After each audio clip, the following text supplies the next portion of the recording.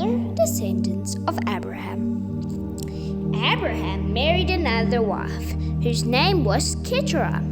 She bore him Zimran, Joksan, Medan, Midian, Ishbak, and Shua. Joksan was the father of Sheba and Dedan.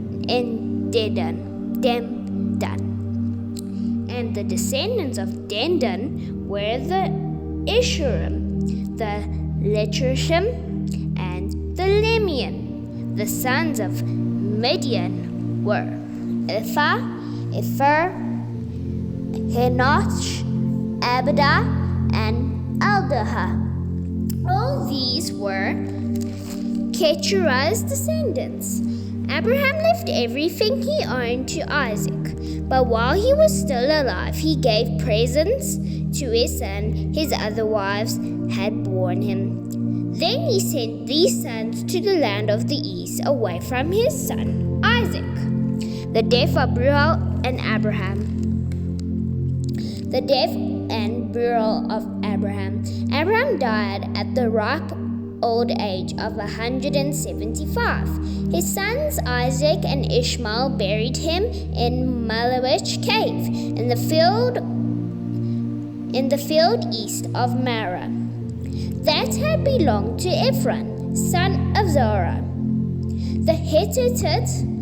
It was the field that Abraham had brought from the Hittites. Both Abraham and his wife Sarah were buried there.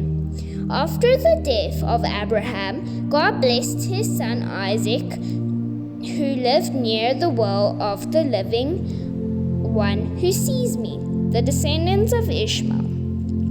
Ishmael, whom Hagar, the Egyptian slave of Sarah, bore to Abraham, had the following sons, listed in the order of their birth: Neberah, Kedar, Abel, Mishama, Duhal, Massa, Hadad, Tema, Jetur, Nabish, and Kenema.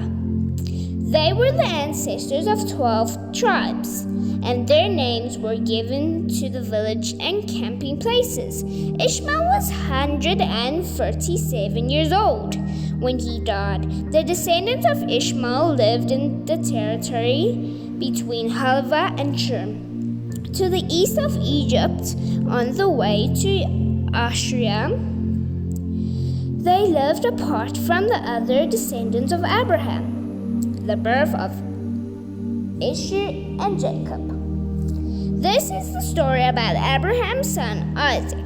Isaac was 40 years old when he married Rebekah, the daughter of Bethuel, an Aramean Mesopotamia, and sister of Laban. Because Rebekah had no children, Isaac prayed to the Lord for her. The Lord answered his prayer, and Rebekah became pregnant. She was going to have twins, and before they were born, they struggled against each other in her womb. She said, "Why should something like this happen to me?" So she went to ask the Lord for an answer. The Lord said to her, "Two nations are within you.